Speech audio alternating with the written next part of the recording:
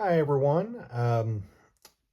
This is, I guess, the first video that I'm going to be trying to launch this new YouTube page is, I guess, sort of a online journal, I guess you'd say, of what I'm doing with my terrarium hobby.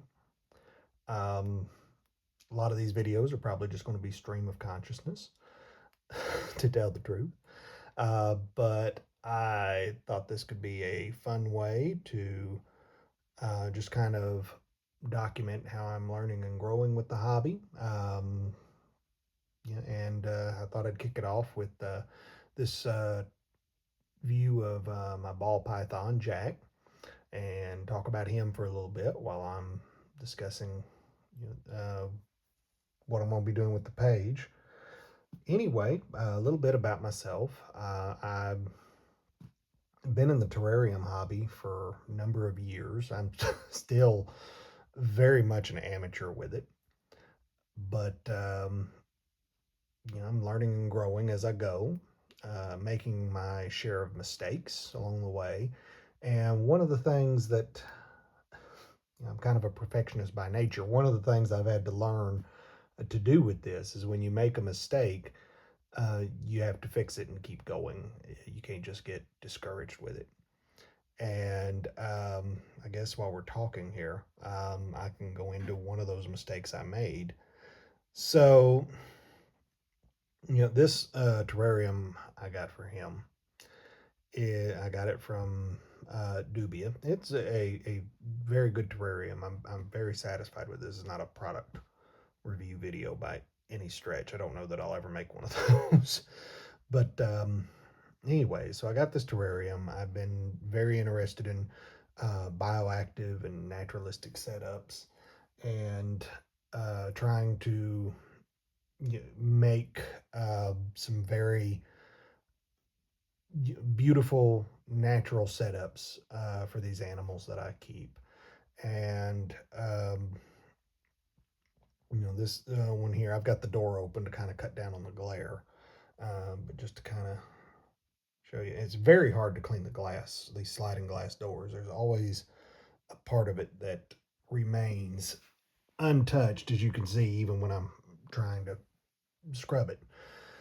But anyway, all in all, very happy with this terrarium. And as you see, I've got a lot of natural wood in there. That piece there, it's really fun because you get it out and look at it at a certain angle. It looks like an elephant skull. So ball pythons being from Africa, I just had to get that when I saw it for this terrarium. But anyway, so like I was saying, this terrarium had one of my biggest mistakes play out in it. So like I said, I got all these wood pieces. Now I've never collected wood from the wild because I mean I always think about it, I never know what's been sprayed on them, never know what's been living in them, so on and so forth. So all my pieces, they either come out of pet stores, when I'm shopping around in there, or reptile conventions, or if I order them online from sites like the Biodude or uh, you know Josh's Frogs or wherever else I might find things at. And anyway, one of these pieces I got in here, and I'm not entirely sure which one, um, brought termites into the exhibit like I'm at a zoo, into the terrarium. And so termites spread through, and you can see the damage they did on this bit of grape wood. And then there's a log back there. That used to be much more solid. I could turn it over at some point and show you the difference, but they stripped that down. And I mean, they were in the other pieces as well. But anyway, so again, none of my pieces came out of the wild or out of the yard or anything like that. So it never really crossed my mind that something like that could happen. And I never really found anything online saying, hey, make sure you do something about your wood before you put anything in the tank, no matter where you got it. Now, inevitably, there's always going to be some jackass that shows up, and you know, how could you not know that, and so on and so forth, and typing away in the comments. Well, people make mistakes. So, I was really freaked out about that, and going, went through looking up all the different things I could do because I'd worked really hard on this terrarium. I know it doesn't show right now because the couple of plants are dead, and that just kind of gives it a whole different look. Of course, plants and I are something that are a work in progress anyway. Plants with a snake are sometimes difficult to do, especially him because he seems to go on a mission to kill plants. But those two that I had back there were doing really good and seem to be putting up with him quite well. And he's got a lot more space to move around. But I'm thinking something I did in their care probably killed them back there. But that's okay. We'll just order new plants, and it'll again, learned from these mistakes. You just kind of pick up and keep going. Anyway, so my solution to the termites was to take all the pieces of wood out of here and put them in the freezer. And for a while, he was living in a couple of old Coca-Cola boxes. It's kind of funny. He was, we kind of poked fun at him for being a hobo for a while. But anyway, I was afraid I was going to have to take all this dirt out of here. And I'd actually bought a lot of dirt, and it was looking to be to do that, and it was looking to be a real messy process. But what you can see in here, actually, let me show you. And I apologize for the glare in here. There's terrariums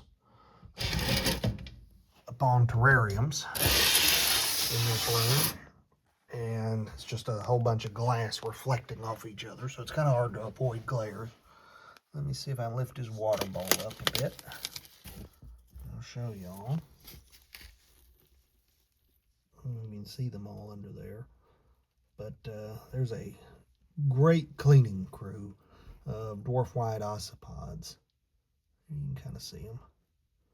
Got one hand holding the water dish, so can't really zoom in too easily. There's a lot of dwarf white ossipods in there, and a whole lot of springtails. And the terrarium's kind of dry. I haven't been misting it too much because we're in the middle of kind of a freak blizzard as I'm filming this.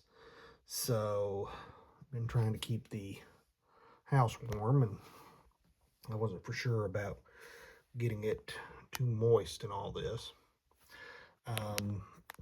Anyway, I love this log here that kind of serves as his humid hide. But anyway, what I found when I went to dig all the dirt out was that this cleaning crew is really just taken off under the surface down there. And they, after I got the wood pieces out and froze it and killed off everything in there and then washed it out, I found that the cleaning crew had made pretty short work of all the termite eggs and everything else. So that was a blessing. I've had all this back in here. I haven't seen any sight of termites or anything else that's not supposed to be in here. And snake seems to be happy and healthy. I got him out, and we checked him over for mites and everything else. We were crawling around in the background. That's where his heat's at. And we may get photobombed here by his buddy the cat. But just as I'm filming this, I'm sitting here finding cat hairs that have drifted in. It's funny that this cat that we have now has zero predatory instincts, so he's not the least bit interested in hurting the snakes or anything, and they seem to know it. because they really couldn't care less about him. Our previous cat, who was very much a predator, was fairly despised in this room. So I don't know. Sometimes I think animals can sense things like that. But anyway, so yeah, so I put all the wood back in, and you know, actually, I'm kind of. It's one of those things about how you make lemonade out of lemons. I really kind of like that, the way that log looks there, and I like the effect on the grape wood. I may have that too close, but it just gives it a different kind of feel. Get out of there. Cat's trying to get in the terrarium and look around. But yeah, so anyway, like I said, all that rambling stream of consciousness aside, um, I'm just kind of making this as a set of video journals. And the idea being that um, hopefully, this will give me something to keep at this with, and maybe some motivation to keep going and keep trying to, make these wonderful setups I'm dreaming of making for these animals. And, maybe while I'm at it, I can share a little love and education of these creatures. And right now, my collection is pretty small. It's a few snakes and a lizard, but the plans are to grow that. And I'm hoping that you all that come in on this will be a part of that journey with me. And I just kind of welcome you along for it. So we'll see where this goes. I don't have a grand overarching plan or anything for it. And neither does Jack, I guess. He's kind of just chilling back there where his heat's at on that side. And he's probably looking at me going, well, are you going to bring the rat tonight? Because today, as I'm filming, is Saturday night. I usually feed them on Sundays. And so he's probably getting to that point where he's expecting some food to come in. He's a good boy. So I've never had a problem with him. He gets a problem with him in terms of like striking or anything like that. He gets a little stupid when food's involved, but what snake doesn't, I guess. But he's very very sweet tempered, gentle, docile snakes, as most ball pythons are. And anyway, yeah, this is his home that he is. he's an artist. He's taken the dirt and painted the back with it. I guess I need to rinse that off.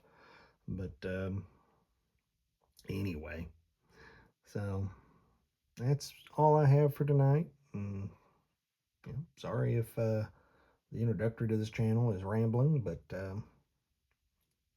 it's just like I said, just kind of filming and getting my thoughts out there. Anyway, thank you for indulging me.